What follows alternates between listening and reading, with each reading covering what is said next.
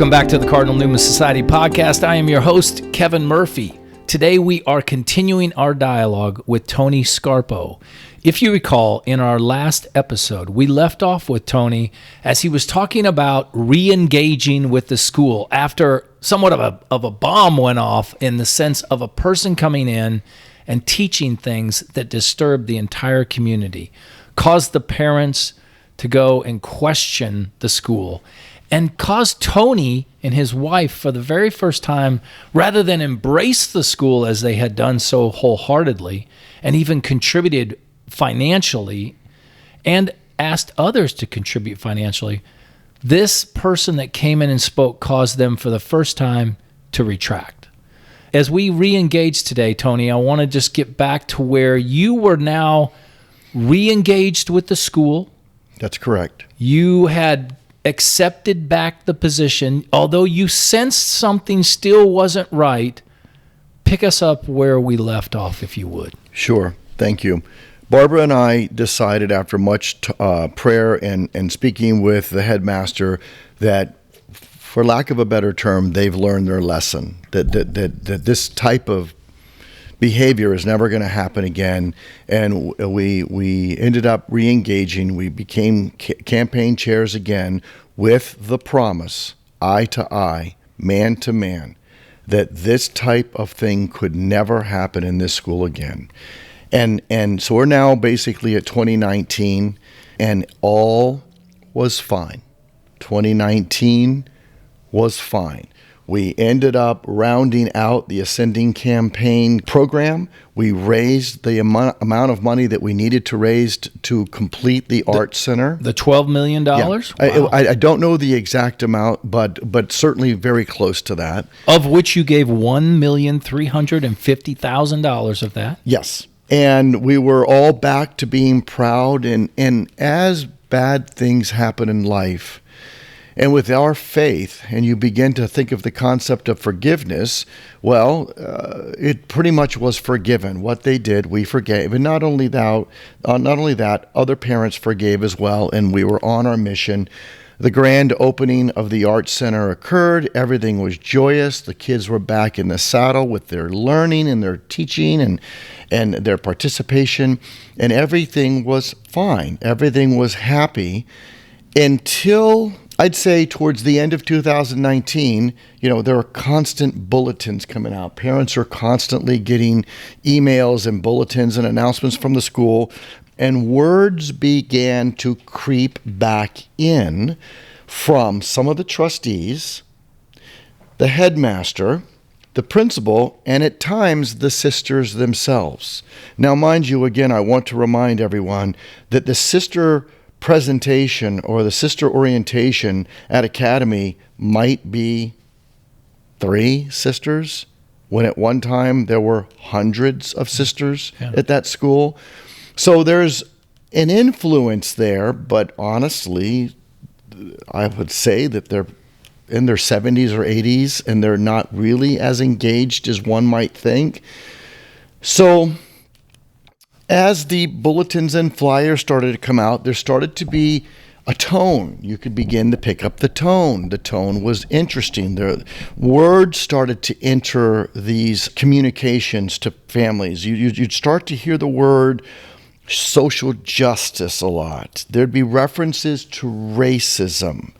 Every so often, the white privilege word would creep back into communication. BLM started to creep into communication. And then the famous word that I'll never forget for the rest of my life, Jetty. JEDI, the Jetty Club, the Jetty Society, the Jetty organization within Academy. I looked at Barbara, my heart sunk, and I said, something's happening. They're signaling again. Something's being signaled to us. And I said, we need to go a little deeper in these words. Well, as we dug... What does it even stand for? So as we dug into Jetty, Jetty stood for justice, equity, diversity, and inclusion. And I ask all of your listeners today, what comes to mind when I say DEI? Well, DEI had to have a start. Somebody gave birth to DEI. The people who gave birth to DEI were the teachers' unions, okay? All of this undermining and all of this indoctrination and all of these buzzwords all started with the teachers' union. And they started with the teachers' union years ago. This has been an orchestrated plan to get inside the minds of our children as far back as 5-6 years ago. Now, I don't care if you're a private school teacher. I don't care if you're a public school teacher. I don't care if you're a tutor. Most teachers belong to school unions or not school unions, teachers unions. And so you started to see these words pop up in communication going to parents. Parents. Now, with the background, with almost this incident, almost like a screensaver in the back of your mind, you had to quickly go, something's adrift. My heart sunk. I told Barbara, I said, the embeddedness. Now, please understand, I never knew anything. I'm just a father. I'm a parent. I'm a husband. I'm a businessman. I put faith in the school and in the school system. So this time I said, okay, I remember the loyalists last time with the Almeida debacle. Let me get on the phone with 6, 7, 8, 9 parents.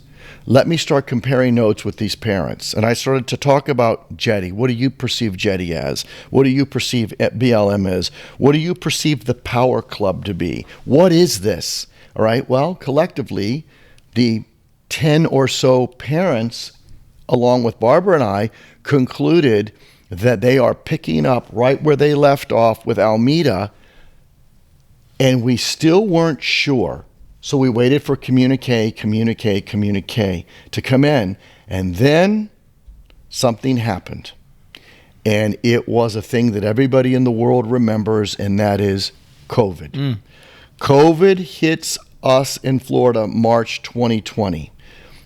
We are not in school, but then because of Ron DeSantis, the kids are able to go back to school. But what is not able to happen is parents are not able to go to school. How quickly we forget, right? We can never forget this, because this was nothing short of amazing for those who have agendas. So because of the fear of COVID, everyone getting sick, those around us dying, words like Jetty and social justice and power and white privilege and BLM no longer meant anything to me and the families that were beginning to do research. We were scared for our lives. We were scared for our children's lives. We were scared for our parents' lives. And all we cared about was, were we going to survive? Well, kids go back to school. Parents are not allowed in the school. They're not allowed in the school for, my goodness, maybe 6 months. Well, remember how proud we were of our children, our girls. By this time, our girls that were seniors, this was their senior year. So they're being denied everything from sports and from outings and from proms. And they're being, like everybody in the United States, they're being shed the opportunity to do these things. But these girls still had cell phones. And they still knew how to take pictures, and they knew how to take videos. And these words now, Jetty, white privilege, white guilt, abortions, racism, social justice, power club, BLM, this is when the embedded seedy side of that school said, we've got them. They're ours. So in other words, they're taking advantage of this distancing, and the distancing, which in this case is a distancing of the parent. Yes. And then filling that void with what they wanted to fill it with. So skip all the communications that came to us now. The educational part of what was happening within the school were on steroids again. White privilege, white guilt, BLM, Black Lives Matter, abortions, Jetty, and we're now getting literature. We're now getting information that these kids are, the discussions that are happening. And let me peel this back a little bit. Justice, equity, diversity, and inclusion. Before DEI, just the DEI portion became so formalized and even now embedded in our own government. So I say, as I'm communicating via email to my friends at Academy again, meaning I say this facetiously, the administrator, whose justice? Your justice? Why are you saying justice? Well, that's the word that the sisters use. I go, whose version of social justice are you teaching our children? And what is this equity, diversity, and inclusion thing that you're pounding in our children's head, along with your famous words again, white privilege and white guilt? And oh, by the way, which teachers are openly discussing abortions and that abortion is okay? In what classes is it okay for the teacher to discuss abortions? And why are you doing this? And oh, by the way, the Power Club. Tell me a little bit about the inclusive Power Club that fosters and helps girls that want to become lesbians further along within the school. Tell me about this secret club. Yeah, so many of these activities are at their root, again, anti-Catholic. Not just contrary to the Catholic faith, right? But openly trying to create something completely different. There's no longer this idea that Christ gave us a church and that the fullness of faith is found in that church, a fullness of truth, right? Absolutely. Absolutely. And as a parent, again, the feeling of this is that something is now to the point where it's irredeemable. So let's pause. Parents are still in fear. Grandma, grandpa are still in nursing homes. Parents are dying. And if you thought we could process Dr. Almeida doing her insanity several years before, parents don't know how to process this because we're dealing with a crisis right now. And yet, I'm madder than ever. Barbara and I are incensed. We, along with 6, 7, 8 other parents, go on email letter writing campaigns because we can't meet with them. Because not only can you not go to school, you can't go to the school to sit down and have a conversation with the headmaster or the principal. They were systematic on exactly, they were not only systematic, they were premeditated on exactly what they were doing, and they scoffed off the emails, and they basically said, don't tell us how to run our show here. We're protecting the kids from COVID. You don't need to worry about this, and as far as this curriculum, we've got this under control. Well, we went further and further and further to a point now where we realized we had just been had. And that this was their plan all along. And so now what races through your mind? Oh my gosh, I've been paying all this money. Oh my gosh, I've raised all this money. Oh my gosh, we have been duped. You feel like a sucker. You feel like an absolute fool. They've played these devout Catholic families. They've played them like fiddles. And where are the Sisters of the Holy Names? They're not interested because they're woke as well. Okay? The few remaining ones that are there, they're progressive, and they're the ones who included justice. That was their word, social justice. To this day, no one could give us the word on what the heck they mean by their version of social justice. So it is ambiguous. It played into the indoctrination. At this point, the kids are wanting to withdraw. The kids are wanting out of school. Some of them are coming home crying. That experience on a single speech was now a daily routine. It was the outline. It was always going to be their outline. It was their blueprint. And by the way, where's Christ in all of this? They still had their version of Mass. To me, it was kind of a joke. I think it was there to show a little bit of symbolism. There's not a priest at the school, so they'd bring a priest in to do their version of the Mass. It was a good bout for showmanship for those few people that still held out hope. But if you're teaching abortions in your school, or you're helping young ladies to learn and be accepted in a world of being a lesbian within your school, the school is assisting them. When the kids are coming home, are they upset here? I mean, are your daughters upset when they get home? Crying, wanting to out of the school. Not just my daughter, dozens upon dozens of girls, because these girls now are 18 years old and they're smart. And for those Catholic families that brought them to the faith, that followed the faith, that understand the sacraments, understand what a real Mass looks like, understands what the true belief in Jesus Christ is, they know they're being duped.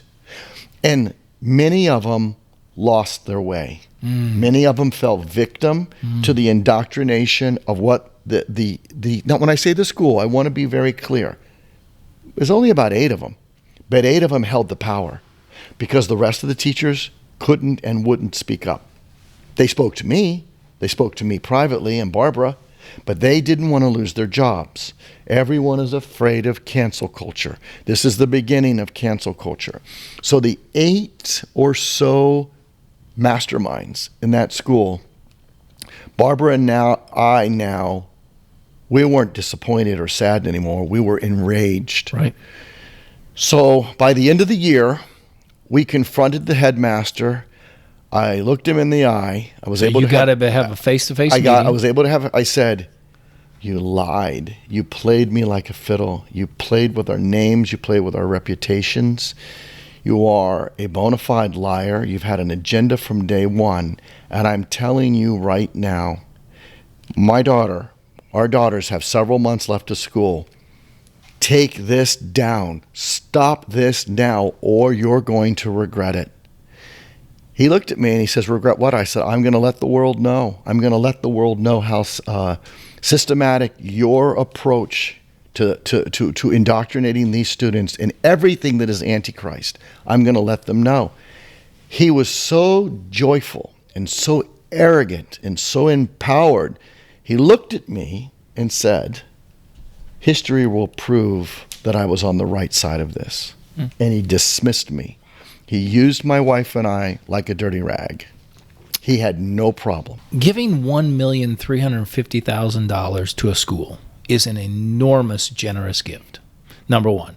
Number two, turning around and using your name, which you've worked your life for here in Tampa, was another thing. And then to have the conversation, to know that you were alerted to this behavior when the original woman spoke and dissented from Catholic teaching and the way she did things, you said, okay, we're not going to have this again. And then they come right back and do it. And this time they do it, and now they're emboldened. Yes. So what's the result here? What did you do? Did your daughters stay? So Barbara and I had many private, painful conversations with Olivia. And this segue of this part of our conversation segues into the hardest part of my conversation with my daughter of all. Barbara and I began to make plans on how we were going to expose them. And if it wasn't enough with this arrogant man who had just used us, completely used us, it now was 2 weeks before school. When you walk into the Academy of Holy Names, you will walk into this beautiful lobby, which I believe has a statue of Jesus, and flanked on either side is the Virgin Mary and then the foundress of the school. And then you go up these grand staircases, and as you go up these grand 2 staircases, which is so old school for something that old, you'll come to a balcony, and at the top of the balcony is an area where the girls congregate, and it's a massive bulletin board. 3 weeks before school, they decided to post posters, and all any of your listeners have to do is Google this, because there's probably 50 articles written about this. Google still has them, and this went worldwide, all the way to Australia. They decided to put posters up, and each poster had a word. And the first poster was lesbian. Second poster was homosexual. Third was gay, queer, transgender, and whatever else there is within that alphabet soup. Underneath that was a bold description, a very flamboyant description of what a lesbian is and what a lesbian's traits are, what a homosexual is, what a gay is, what a transgender is, on and on and on. Now, this is when this is 2020? This is 2 weeks before school ended, now 2021. So we're still in the COVID era, but people are returning to the buildings and they're things. returning to the buildings. We're now school seniors are about ready to let out. So now this administration, this headmaster, these emboldened radicals decide they're going out with a bang.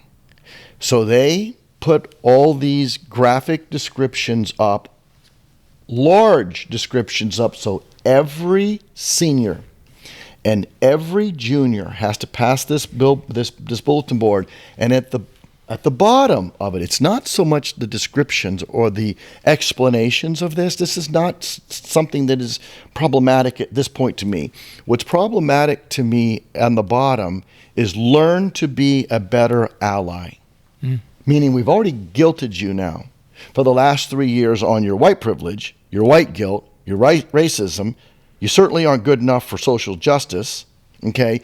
You certainly are not a good ally to each one.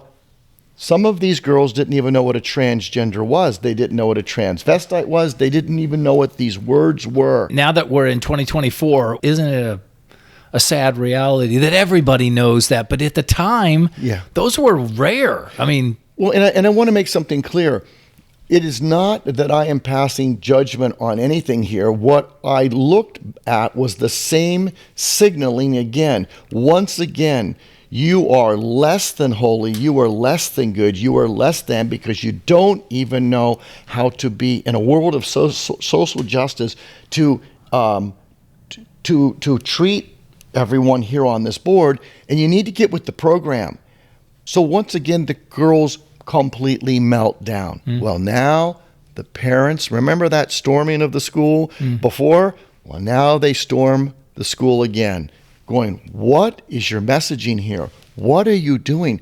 The girls are getting ready to leave. It's a COVID year. They've lost their entire year. What are you doing with the guilting of these kids again?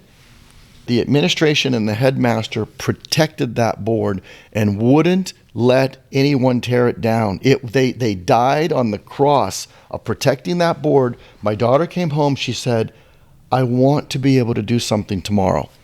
I said, what's that? She said, I want to be able to give a response. They're asking us to be better allies. I'd like to give a counter response, and I'd like to put it on the board.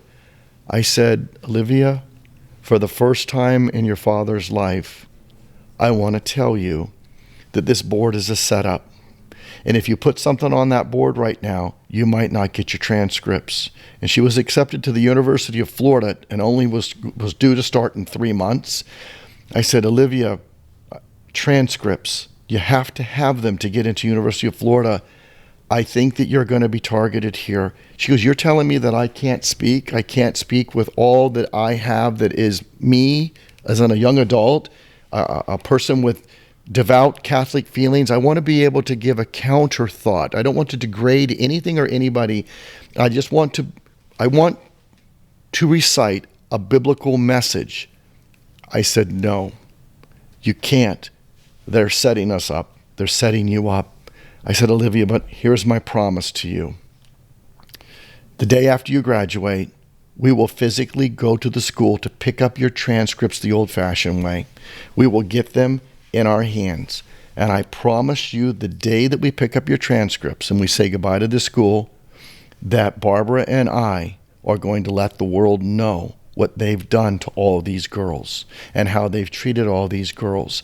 And that was the day that we filed the lawsuit. And tell us about that, because the lawsuit, it's a lawsuit where you accuse the school of fraud. Correct. Absolutely. Now, what did you what was the thought of that? How did you choose fraud as the accusation in this case? Because if you go to the charter of the Sisters of the Holy Names and you even read the manual, of what they give you when you start that school, it is to enrich your Catholic education. It focuses on your Catholic education. It is a lure. It is bait. It is bait and switch. Now, I'm not going to say that the Academy of the Holy Names has not been that for the 125 years. I'm going to say that it's probably very likely that when all of the Sisters of the Holy Names were teaching, I'm going to say that it probably was very proudly Catholic, right? But by the time that these ladies had passed away, the sisters had passed away, and by the time there were no nuns teaching in the school, and you had this very wide and diverse hidden agenda teacher base, it became clear it wasn't a Catholic school.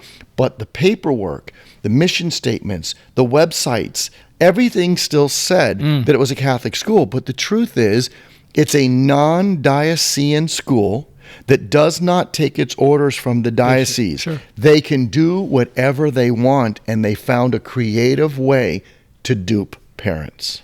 Isn't that the fear that all parents have in the sense that you work very hard to pay for a Catholic education, and then the very thing that you invest in undoes the work that you're doing at home? It actually creates more things because, again, a young person looks for authenticity. And if they seek something that isn't, the first thing it does is it raises a question. How many people that went to that school, Tony, walked away from the faith? I'm going to give you Tony Scarpo statistics. You can't look this up. This may not be accurate, but I was boots on the ground. I was the guy that saw everything. Barbara and I were there and present when we saw it. So if by the time the school had diluted its Catholic base to about 65%, 65, 70, but let's just go with 65. That would mean that none of the other students were Catholic, so we're just going to say, okay, that's fine. That is inclusion. That is diverse. I don't even have a problem with that. But let's take the 65%. If Olivia's graduating class was 110, we're going to say 70 students. If I were to say to you that less than half of them follow the Catholic faith, I would be generous. More than half of them have nothing to do with the Catholic faith at all. Nothing to do with the Catholic faith. And so therein lies why these kinds of battles must take place. You must be a warrior for your children. You must be a warrior for Christ. If you call yourself Catholic, you must take a stand. And I understand. If you're an attorney in a big law firm, if you happen to be the CFO for a big IBM type company, a Coca-Cola type company, if you are a doctor that's part of an enormous doctor group, and you know the people that you're with tend to skew ultra-liberal, you probably need to keep your job. You want to protect your job. And I feel for all of those families. I know them firsthand. But if you have the chance to speak, and that is the thing with Barbara and I, we knew they couldn't cancel us. Don't think they didn't come after us. They absolutely came after us. Once the lawsuit was filed, they absolutely came after us. And we had to defend ourselves from the slander that they put upon us. But the truth is, everything gets diluted. The girls don't follow in their own Catholic faith. And you have to ask yourself as a parent, was it worth it? Was it worth it keeping quiet? Might you have said something? And for all your listeners out there, you have the benefit of my story that goes back to 2017. It is now 2024, soon to be 2025. Parents are standing up by the tens of thousands. Yes. It is an awakening in which they have. I think COVID did this. I think, one of the outcomes of COVID is that people started to inquire more. The next thing was the whole upheaval in our government. People used to say, well, that's crazy. That's not really happening. And now they're saying, oh my gosh, it really is happening. Those are the kinds of things where you question. This is a sad outcome in many cases, but things that used to be scientific discovery, where people would say this is a fact, people are now saying, "Wait a minute, let me question. What do you mean by that?" And they're asking, and they're finding the answers are highly inadequate. People have to question now, and they have to be present. Listen, I get that mom works. I get that dad works. I get that mom and dad might be really tired. But you just cannot pray away that your child is getting a good education, let alone a Catholic education anymore. And I will tell you, once I realized the agenda of this being a non-diocesan school, taking no direction whatsoever from the bishop, not following in any suit whatsoever of our diocese, going on the website for the Sisters of the Holy Names as a collective whole, seeing their mission statements, reading very clearly what their websites say, their versions of what social justice is, it was clear to me at that point that they were always going to march in their direction for their mission at the expense of a lot of these girls. Now, and then they wonder why nobody's entering into their order, right? Why are you not entering into their order? Or why is the school failing? Well, it's because people don't want that. Yeah. I don't know if I've mentioned this, but we just published a press release talking about the increased enrollment at Newman Guide colleges. And if you look at our list of Newman Guide colleges, the growth is unbelievable in some cases, That's big. Where I was at a school just about a month ago, and they're at capacity. They can't have any more students, right? Now, how many colleges are going, oh, stop, I have too many students, stop. So this is something that is awakening, a Newman Guide awakening, where people are going, I need to ask. I can't drive by the school and count on the fact that it might have the word Catholic out in front. Right. Because as this school did, there's a sign out front that says Catholic, right? Absolutely. I mean, when you say something like holy names, you're like, for goodness sake, this sounds like home. It's fraud, and that is my opinion on this. We felt as if we were misled, and so remember, this little drama series is happening with myself and Barbara, a few other families, and this administration. When we filed the lawsuit, which alleged many things, and for anybody who wants to read that lawsuit, it's public record. You're more than welcome to read. We put together. Where can they get that? Well, can we get that online? Yes, you can. So the Hillsborough County Public Records has every lawsuit that would ever have been filed for anybody, and it's a public document. So if you just go to Hillsborough County Clerk of Court and you pull up Scarpo name or you pull up Academy name, you'll see it, and it's very involved. It's very detailed about all the things that we allege that they did wrong. But here's the interesting thing about it.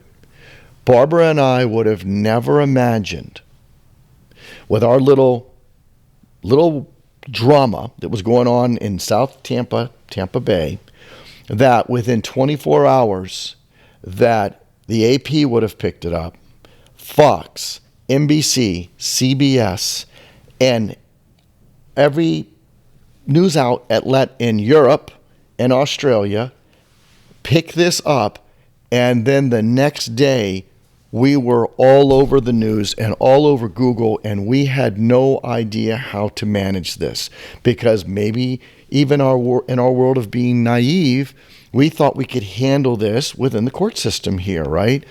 Well, that began a snowball effect, and that was Barbara and I started to receive phone calls from all over the United States, specifically California. All over the United States, I had to filter phone calls from people whose children were suffering in schools, but Catholic schools, just like ours were, but they couldn't speak. They were shamed if they spoke. And I was on the phone for hour after hour after hour, not as a trained psychologist, but just listening. Yeah. In the meantime, the media is ringing off the hook. Tucker Carlson, Dan Bongino, Fox News, NBC. Dennis Prager. I could go on and on and on of people wanting to do interviews with us. And this is not something that Barbara and I do, nor did we know how to do it. And so we were so fearful of getting over our head that we assigned that task to our attorney. Okay. So our attorney became our spokesperson until the Academy of Holy Names began to mount a defense and try to defame us. Oh, so they countered. Second largest donor in the history of the school. One that we had a history of for many years of doing great things for the school. Their defense, accept responsibility? Oh no, of course not. Counterattack our character, everything that you can imagine. And what was their counter? Baseless, claimless, fraudulent. We're making things up. We're lying. This can't have happened. We are a Catholic school. We love all. It is amazing to see a Catholic school try to defend the indefensible when you have hundreds of families suffering and are prepared to give affidavits. You see, Barbara and I we decided to be the voice for all those parents because we didn't want them to fall on the sword. It was our job to do that, but we were prepared with dozens of affidavits. We were prepared for testimony. We didn't want that though. But once the genie got out of the bottle, we then realized we had to start doing some interviews, and we did, to make our case. And then it started to just kind of get out of control in a way that we wished that it hadn't, because I would have liked it to have been settled. Sure. Right? No. Well, if you're not going to accept any responsibility, and all you're going to do is defend and defame, do you know the news agencies, they fed on this. 90% of the articles were to our favor. How do you skewer or damn your second largest donor? How do you do that? And why would you? Why would you? Yeah. And so 10% of the articles were bad about us. 90% were good about us, but it gets better. The hundreds upon hundreds upon hundreds of phone calls that we got, 10% of them were crazy, really nut jobs, and tried to do some bad things to Barbara and I. 90% of them, they were on our side, and they wanted advice on how to protect their children. So we lived, we learned, we exposed all of them. What is that saying? Sunlight is the best exposure. Yeah. All of the embedded radicals that were in that school either were terminated or found early retirement very quickly. And they all began to fall one by one by one by one. And then the teachers of the school called us, thanking us, crying with great tears of joy. Thank you. I love this school. I just want to do right by our students. When it was all said and done, headmaster gone, principal gone, all of the embedded woke radicals gone, with the exception of one. There's one teacher. How did that happen? Because if you have no diocesan oversight, who goes in there to fire them? Because under the order of the nuns, who are already, they're supportive of that. So let me tell you, there wasn't one termination, because it's the trustees. The trustees, who I had problems with some of them as well. They were complicit in this. No one actually was fired. As it is in corporate America, there are these beautiful resignations. Right. They just disappear, right? They disappear. Yeah. You know, this story, it doesn't end here, because, you know, you file the lawsuit. This is what, 2021 by now? Mm-hmm. This is 2024. So we could spend more time on this, but what I want to do is I want to jump to just the conclusion. What happened? The conclusion was that, like all lawsuits, there needs to be a hearing, right? There was a hearing before a judge, and they based everything on their First Amendment rights, and they decided to hide behind church and state. Well, when they hid behind church and state, admitting no wrong, They hid behind the freedom of religion and speech, but failed to discuss the overlapping of fraud that occurred. The judge, we had 14 counts against them, 14 claims against them. The judge dismissed 12.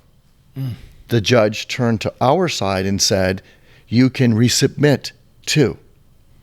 So Barbara and I looked at each other and said, wow, we get to resubmit these 2 because the judge is very clear what he wants to see. He got rid of the other ones because they hung it on the First Amendment. Or should I say hid behind the First Amendment. So we came back with our attorney. We did a lot of prayer. I asked for a meeting, once again, handing the olive branch with several of the trustees. And I said, are these people going? Are you getting rid of them? Are you finally getting? The world knows now. Right. We don't need to win in court. I don't want to depose these teachers. I don't want the scandal of this school to be heard on the record. Are we in agreement that these 8 need to go? And I'm going to paraphrase with a wink and a nod. The answer was they're already going. So we had 30 days to resubmit our 2 claims, and we actually submitted a pass, and we let it drop. And the best thing to do was to let it drop, because the here and now is that those radicals are gone. The school is no longer, I'm not going to say the school is no longer woke. The school is no longer preaching the social justice. Or the equity. Jedi. Yeah, Not Jedi. Jedi was the first to go. Power Club was the second to go. BLM, white privilege, all those words are gone. Those words are gone. The teaching is gone. And so, as a parent now, and your students are gone. They're out of the school, Yes, right? correct. So they're gone, and they're gone on to their colleges and things. Yes. Looking back, Tony, what do you say to parents out there? It may not be as grandiose a fight. It may not be so blatant of something happening, but there could be things where people run into these kinds of incidents. I know myself, I've run into these kinds of things. What advice do you give them? I mean, when those hundreds of calls come in, what do you say? Well, I'm going to tell you what we didn't have to deal with that I'm so sad that people have to deal with today. Remember, I told you the bulk of calls came from California, and I know California is a whole lot different than Florida, but the parents then were struggling with gender ideology and the different genders being taught in school. That had not happened in Florida. That had not happened at the academy. The mixtures of genders and the he's and the she's and the pronouns, that never actually happened. So I didn't understand the complaints and the sadness and the fears of the state taking and hiding the kids, the young man or young woman's gender. That's happening. That's going on right now in California as we speak. What I tried to tell them, I gave them the name of a law firm that I found in California that was creating a class action lawsuit, because it was so prevalent in California, and there were so many, sadly, Catholic schools that were doing this. There was a massive class action lawsuit underfoot, and I gave them that telephone number.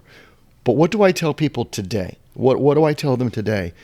I tell them, if you suspect anything, be vigilant and be aware of the code words, the signaling words. The buzzwords are very clear today. Secondly, if you can pull up Hillsborough County Clerk of Court and you can pull up my lawsuit, those buzzwords and the trends are embedded in our lawsuit. Our lawsuit, I think it was 100 pages or more. It was an enormous lawsuit. Read it. Be aware of what that signaling looks like. And if there's any duplication of what happens in the school, you don't have to win this lawsuit. All you have to do is bring it forth to show and shine light on the school for what they're doing that may be wrong or anti-Catholic. I promise you, sunlight will ferret them out. They will run for the hills. That's what you have to do. But what you can't do as a parent is you cannot sit idly by. Barbara and I knew we had to do something. We don't regret it. The school is a much better school today because of it. We are often asked how the school is going, even though we have no connection whatsoever with the school anymore. But we still have dear friends whose children are at the school. They speak good of the school. They now use the word Jesus in school. They actually use the word Jesus in their teaching. I'd say we've come a long way. Yeah. Yeah. And I think your work, you're standing up to something. It's not about winning a lawsuit.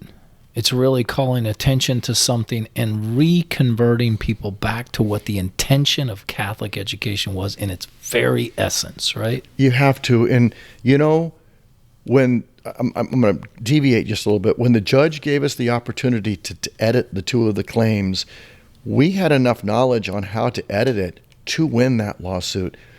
Lawsuits drag on forever. Lawsuits and depositions cause a lot of pain to a lot of people. And those who are asked to give depositions or testify, they do it reluctantly because they still want to teach there. They want to do good by the school. We received a text that said, Tony and Barbara, I'll never forget this. Please don't burn it to the ground. I'll never forget that. Please don't burn it to the ground. Why? It's 125 years old. This is just a slice of time where it went awry. We are not burning, and nor would we ever burn something to the ground that brought so much goodness for so many years that just went off track, and now it's back on track. The results of this, in the culmination of this lawsuit, had to be like a weight coming off of your shoulders, right? Yes. But the school continues on. It continues to affect future generations. What other ways results came out of this for your family and for your children? That's a great question. Thanks for asking that. Once the dust settled and my children moved on to college, and we all were able to reflect back on, I call it a sad time. There was never a regret with Barbara and I that we did what we did. Our good friends became closer. Those who disliked us, that thought that somehow we were troublemakers, we never really cared about them anyway. To be honest with you, their thought processes and their ideologies were very different than ours. And we've only continued to flourish with those who we speak with, that sometimes we can inspire to go on and be the voice for their family. But an unintended benefit that came out of this, and I say unintended benefit because Barbara and I did not do this for any other reason than to protect our girls and to save them from the way that we raised them in the Catholic faith, as well as hundreds of other girls within that school. Barbara and I didn't work on an island. We were surrounded by dozens and dozens and dozens of family members who were by our side. But when the media died down, the lawsuit was ultimately set aside, and we chose not to refile. And those who left the school, and a new headmaster came on. We reached this period of kind of normalcy. Everything was like everything in history. What had happened, and there wasn't a lot of talk about it. And then as we moved into 2022, we received maybe the most amazing welcome that we could have ever received in our life. And that happened to come in the form of a well wish and a hi hello from Cardinal Burke. And we were taken back because we didn't know Cardinal Burke. We didn't know him, and we had never met him before. And I had heard rumors that our lawsuit had made its way all the way to the Vatican. But they were only rumors, and I didn't particularly care about it because I didn't really know what that meant. But really what it meant is the people that tend to have strong Catholic beliefs, and those clergy and priests and bishops and cardinals that tend to believe as we do, we're aware of our fight in Tampa Bay.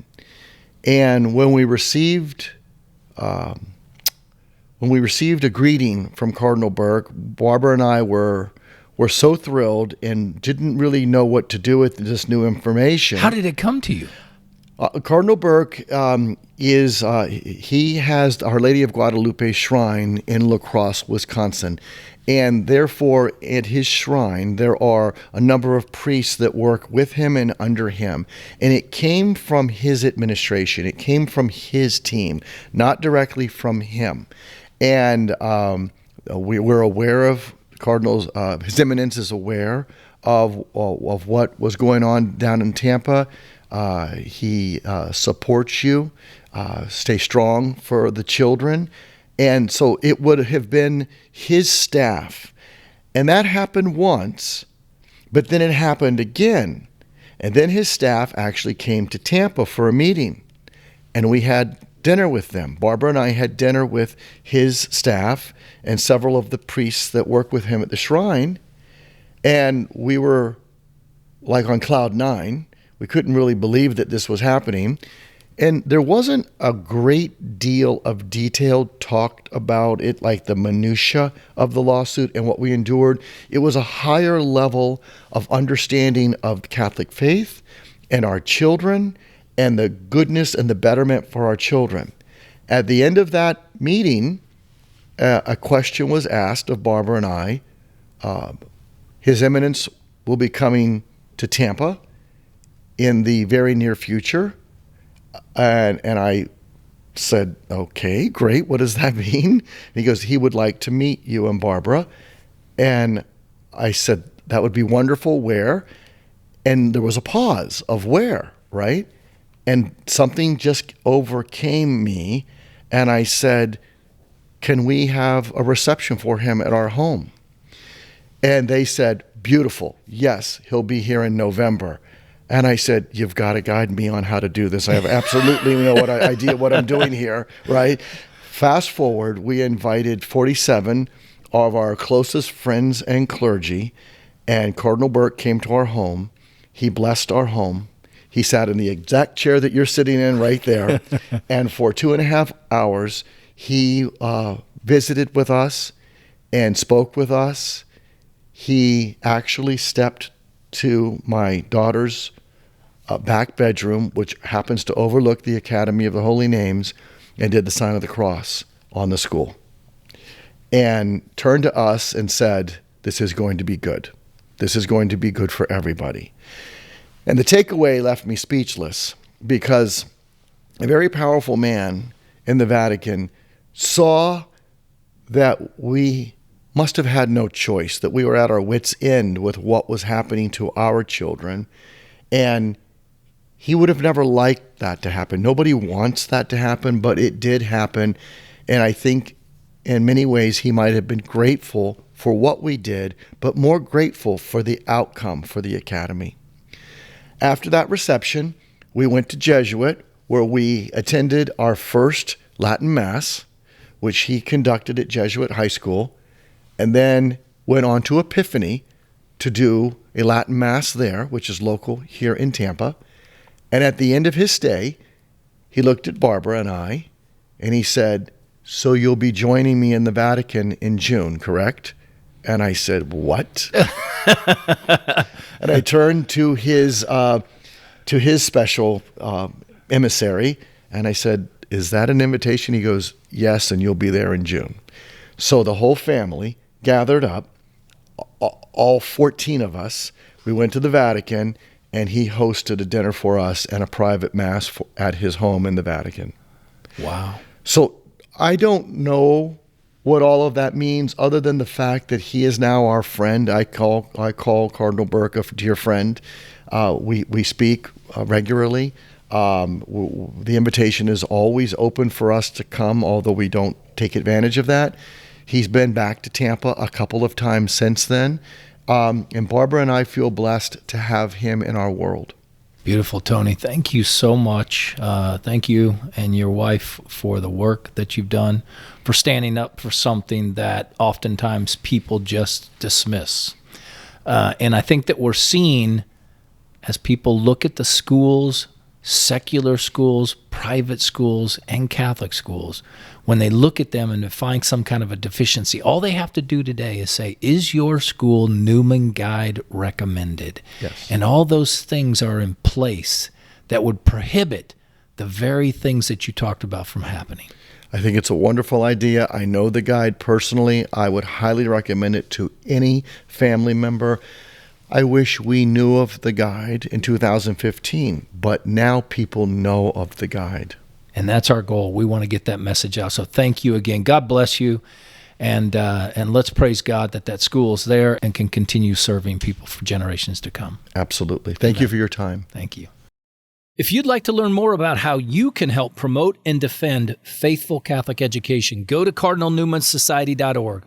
Also, if you're interested in promoting and defending faithful Catholic education wherever it is found, subscribe to the Cardinal Newman Society podcast on Apple Podcast, Spotify, or your favorite podcast platform.